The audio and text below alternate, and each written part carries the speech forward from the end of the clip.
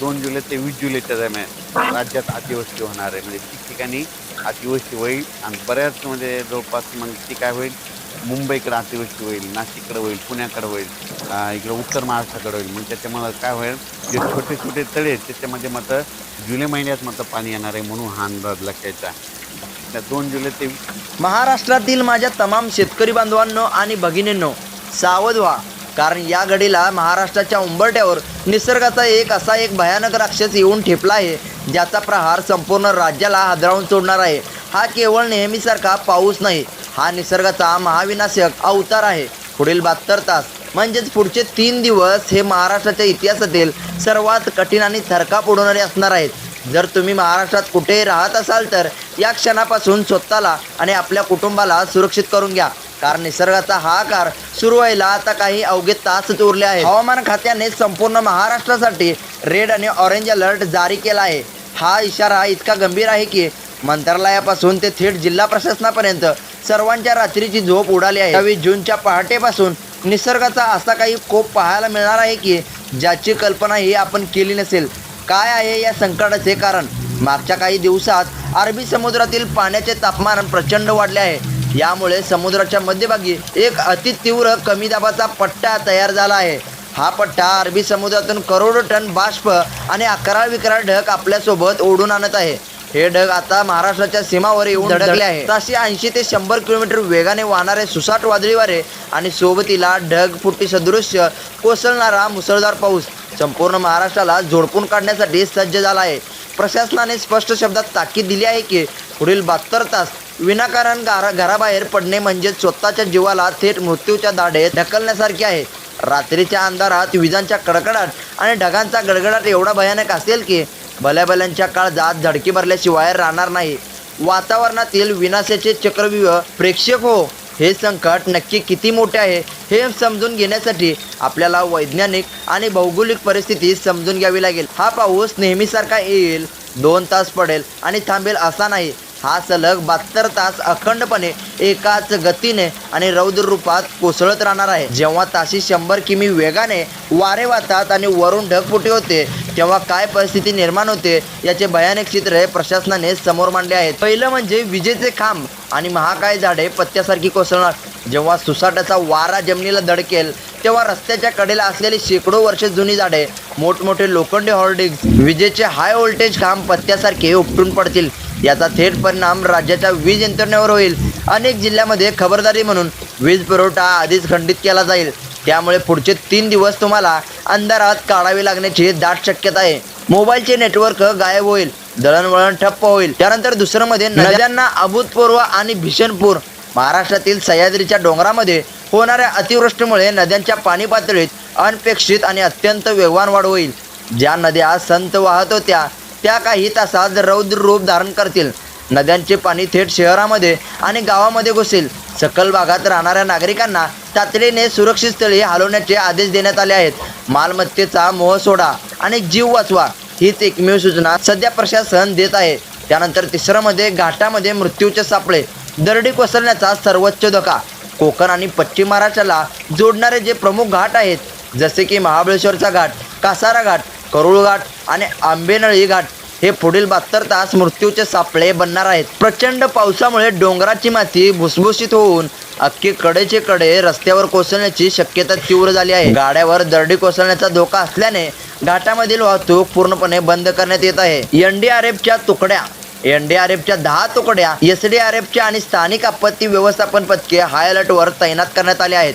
हेलिकॉप्टर्सना सज्ज करण्याचे आदेश दिले आहेत. पण लक्षात ठेवा, जेव्हा निसर्ग कोपतो तेव्हा सरकारी यंत्रणाही तुकडी पडते. म्हणूनच तुमची स्वतःची सतर्कता हाच या संकटात बचावाचा एकमेव मुख्य मार्ग ठरणार आहे. प्रेक्षक हो, आता वेळ आली आहे सर्वात महत्त्वाच्या आणि संवेदनशील भागाची. संपूर्ण महाराष्ट्रात पाऊस होणार असला तरी जूनपासून पुढील 72 तास विशेषतः 10 जिल्ह्यावर निसर्गाचे मृत्यूचे तांडव पाहायला मिळणार आहेत. इथे रेड अलर्ट आणि इथे ऑरेंज अलर्ट जारी करण्यात आला आहे. जर तुम्ही या 10 जिल्ह्यांचे रहिवासी असाल तर पुढील 3 दिवस अत्यंत सावध राहा, एकाच जागी राहा आणि घराबाहेर पडू नका. पहिला जिल्हा आहे रत्नागिरी, वादळाचे केंद्रस्थान. रत्नागिरी जिल्हा या महासंकटाच्या अगदी केंद्रस्थानी असणार आहे.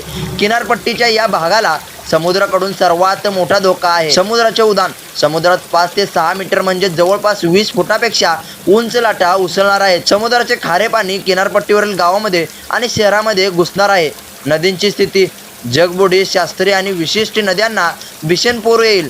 चिपळूणमध्ये पुन्हा एकदा 2021 सारखी भयानक पूर परिस्थिती निर्माण होण्याची दाट शक्यता आहे. लोकांना आव्हान. मच्छीमारांनी समुद्रात जाणे पूर्णपणे बंद केले आहे. किनारपट्टीवरील नागरिकांनी रात्रीच्या वेळी घरात न थांबता प्रशासनाने तयार केलेल्या छावण्यामध्ये आश्रय घ्यावा. त्यानंतर दुसरा जिल्हा आहे सिंधुदुर्ग. सुसाट्याचा थेट तडाखा.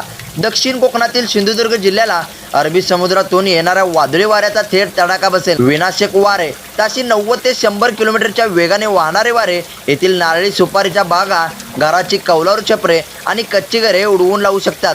दळणवळण ठप्प होईल. मुसळधार पाऊस आणि वादळामुळे मालवण, वरगुला, कुडाळ परिसरातील संपर्क पूर्णपणे तुटू शकतो. कोकण रेल्वेच्या मार्गावर माती येण्याचा धोका असल्याने रेल्वे वाहतूक संत किंवा बंद ठेवली आहे. त्यानंतर तिसरा जिल्हा आहे रायगड. काळ बनून येणाऱ्या दरडी.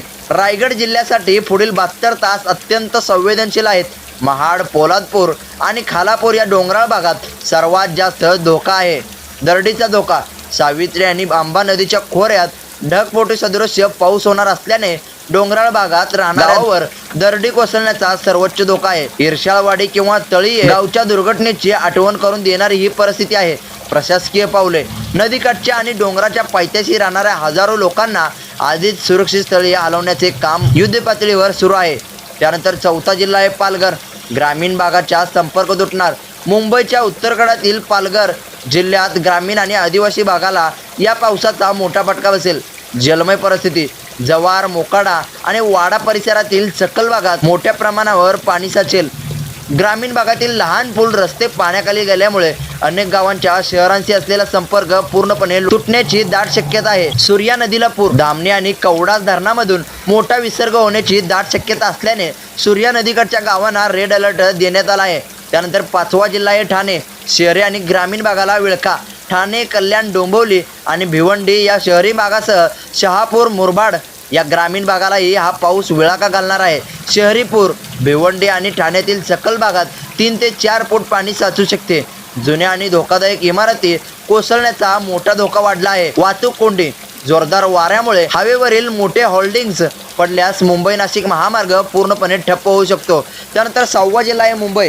देशाची आर्थिक राजधानी धोक्यात. मुंबईकरांनो, 28 जूनपासून 72 तास घराबाहेर पडण्याचा विचारही करू नका, कारण यावेळी संकट दुहेरी आहे. हायटाईड आणि ढगफोटी एकत्र. समुद्राला येणारी मोठी भरती आणि त्याच वेळी आकाशातून कोसळणारा ढगफोटी सदृश्य एक पाऊस एकत्र आल्यास मुंबईचे पाणी समुद्रात उपसता येणार नाही. परिणामी हिंदमाता, सायन कुर्ला आणि अंधेरी साबवे पूर्णपणे जलमय होतील. लाईफलाईन ठप्प.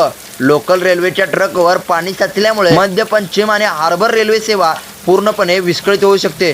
गरज नसेल तर ऑफिसला सुट्टी घ्या आणि घरातच राहा. त्यानंतर 7वा जिल्हा आहे पुणे.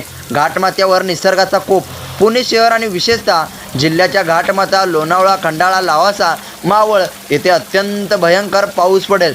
धरणामधून विसर्ग. खडकवासला, पानशेत आणि वरसगाव धरणामध्ये आधीच पाण्याचा साठा असल्याने या पावसामुळे धरणामधून मोठा नदीत मोठा विसर्ग करावा लागेल. यामुळे पुणे शहरातील नदीपात्राजवळील रस्ते, सोसायट्या आणि पुलावर पाणी येण्याची दाट शक्यता तीव्र आहे. पर्यटकांना बंदी. लोणावळा आणि महाबळेश्वरकडे जाणाऱ्या पर्यटकावर पुढील 3 दिवस पूर्णपणे बंदी घालण्यात आली आहे. हुल्लडबाजी करण्यासाठी बाहेर पडू नका, अन्यथा निसर्गाचा फटका बसेल. त्यानंतर 8वा जिल्हा आहे सातारा. विक्रमी पावसाचा अंदाज. सातारा जिल्ह्यातील महाबळेश्वर, पाचगणी आणि नवाजा परिसरात यंदाच्या मोसममधील सर्वात विक्रमी पाऊस पडण्याचा अंदाज आहे.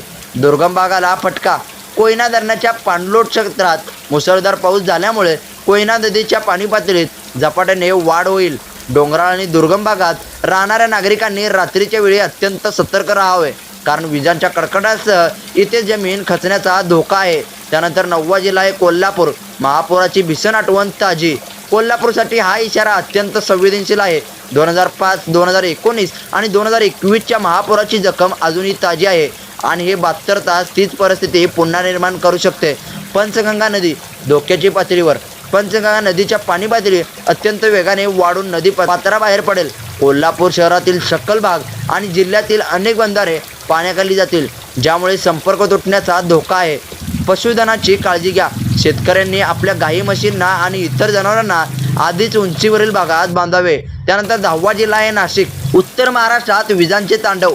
उत्तर महाराष्ट्रातील नाशिक आणि त्र्यंबकेश्वर परिसरात विजांच्या कडकडाटासह वादळी पाऊस होईल. गोदावरीचे रौद्ररूप. रामकुंडवरील अनेक मंदिरे पाण्याखाली जाण्याची शक्यता आहे. गोदावरी नदीकाठच्या गावांना आधीच पूर परिस्थितीचा इशारा देण्यात आला आहे. विजांचा धोका.